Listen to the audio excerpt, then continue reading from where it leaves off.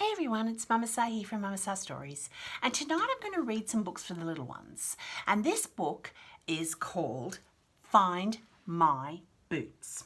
I'm going to read a couple of little books because they're all very short. Billy is clean and dry, but he really wants his boots on.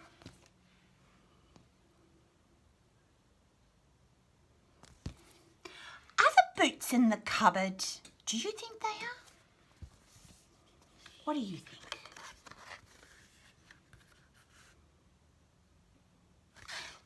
No, but here are his dungarees. Billy has his t-shirt and his dungarees on, but his feet are still bare. Are his boots in the drawer?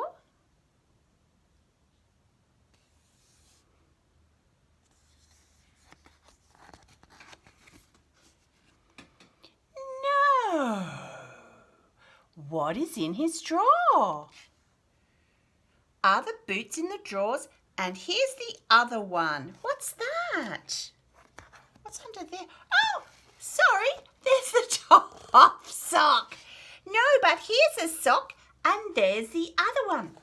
Mama Sa, I missed one of the drawers. Did you see that? Sometimes we miss things and we have to go and look for them. Look at these boots. But where are Billy's boots?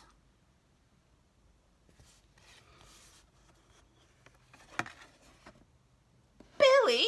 Surprise, surprise. Here's Billy putting on his boots because he found them. Da, da, da. And there's Billy's boots with a little clown in them. How's that? Can you find your boots? Do you want to go and get them now and put them on, or are you inside so you don't need them on? And what colour are your boots? Billy's boots were red, and his dungarees were blue, and his top was red and green and yellow. Oh, and there's some orange in there too. What a colourful and happy t-shirt Billy's wearing to go with his red boots. What other books does Mama Sa have for you? Hang on and I'll have a look. I've got a first word book called W is for Wombat. Now, if you're not from Australia, wombats are one of the creatures here that roam around in the wild. We don't get them in the suburbs that much. That means in the places where houses are, but sometimes we do. And they're in the bush and they're quite cute, but you don't want to pet them because they're wild animals. They're not like tigers or lions. They won't eat you, but they could get angry and scratch you or give you a bite. But you may have even seen them on television. This is an Australian book, a first book of Australian words for the very young. W is for wombat. And that's a painting, an Aboriginal style painting, or I should say an Indigenous people style painting. So this is the first thing. Anthills are for ants. A-N-T-S. B is for boomerang. That's what the Indigenous people would throw to knock out the animals, and then it would come back to them. Not all the time, but they could make it come back. They were really clever. E is for emu. Emu chick and emu eggs. How's that? E is for three things, not just... I've got an ant on my phone. Hang on. Go away, little ant. Run away. I don't want him to get hurt. G is for goanna. That's a lizard we have in Australia. And H is for hawk. Don't you love these paintings? You and your mum and dad could get together, or maybe your grandma or your aunties, and you could try this kind of painting that the Indigenous people do. It's got lots of dots and lines in them. I is for island. And did you know that Australia, where I live and lots of you live, is a really big island? G is for Joey. That's a baby kangaroo. Look at all the beautiful colours in that picture. Wow, I might have to do some painting like that. I like it. K is for koala. Check this koala out. Oh my goodness, he looks like he's wearing a brightly coloured outfit with a headset on. L is for lyrebird. And do you know the most amazing thing about lyrebirds? They can copy any noise. And I remember my mother telling me that she was out in the bush one day and she heard a train. Woo, woo, woo, woo. Can you make that noise? Woo, woo. That lyrebird had heard a train somewhere far away and he was copying it in the bush. My mother said it sounded just like a train. So lyrebirds are really good at copying, just like you are. I bet you can copy sounds like, bet you can do cat, meow, and dog, woof, woof, and monkey, woof, woof, woof, woof, woof. There's so many cool animal noises to copy, isn't there? And lyrebird can copy all of them because they're super clever. M is for magpie, one of my favourite birds. They're black and white and they're big and strong and they eat worms and flies and mosquitoes and things like that. Numbat is for numbat, which is another Australian marsupial. An animal that is like a kangaroo and feeds its young milk. O is for owl. Isn't he beautiful? He sleeps in the day and he comes out at night and he goes, ooh, ooh, ooh. And P is for platypus. Can you say that? Platypus. It's all about the tongue. You can practice your tongue shapes like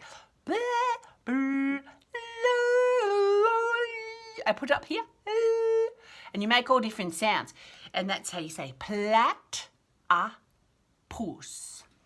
And this platypus, when they sent one to Japan long, long ago, the Japanese people thought we were playing a joke on them because it has the bill like a duck, it has webbed feet, a flat tail like a beaver, but it doesn't lay eggs. Oh, sorry, it does lay eggs, but it feeds its young with teats, with milk. So it's a combination of a lot of different animals.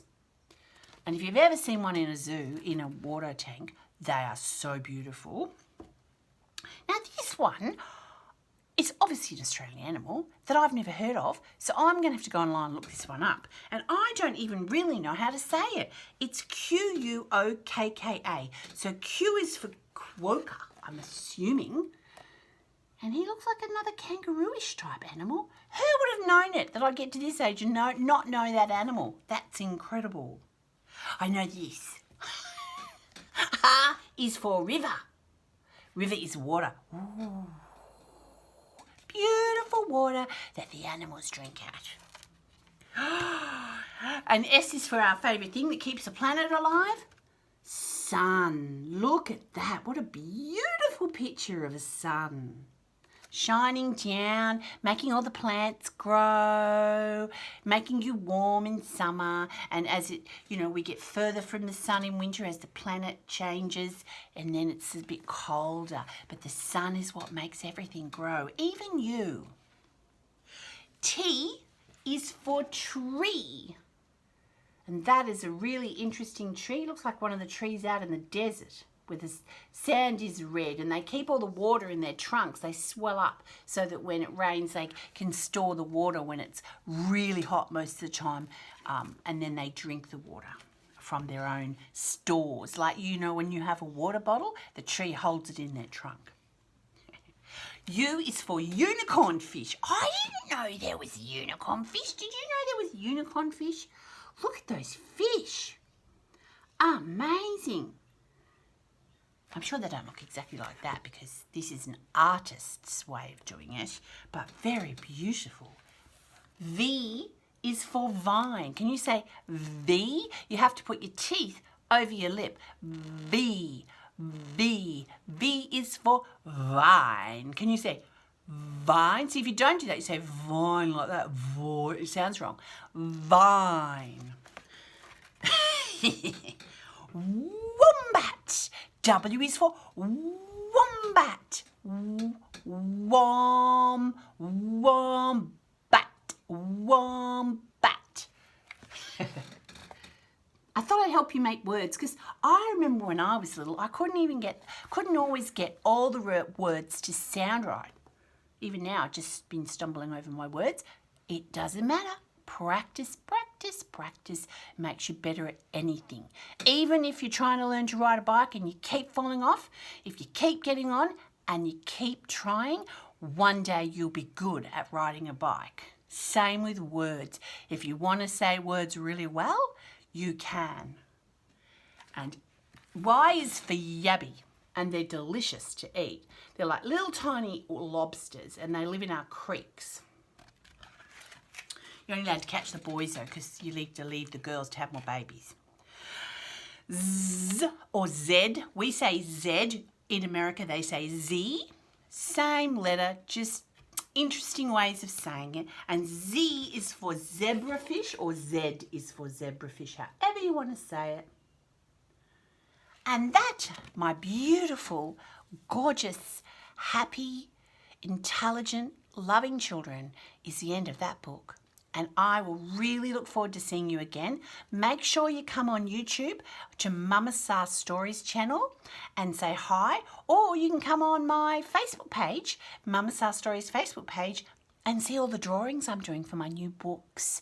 I've been learning art and it's so much fun. Last week I drew a rose.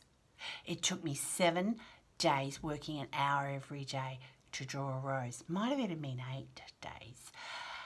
And every time I draw, I feel so calm and relaxed. And it helps me sleep. It helps me settle down and let my mind go empty as I drift off into a warm and safe place inside my body, inside my bed, inside my room, where your family is and you are safe. Good night, my beautiful children and the parents and caretakers. Have a wonderful night. Love, Mama Sa.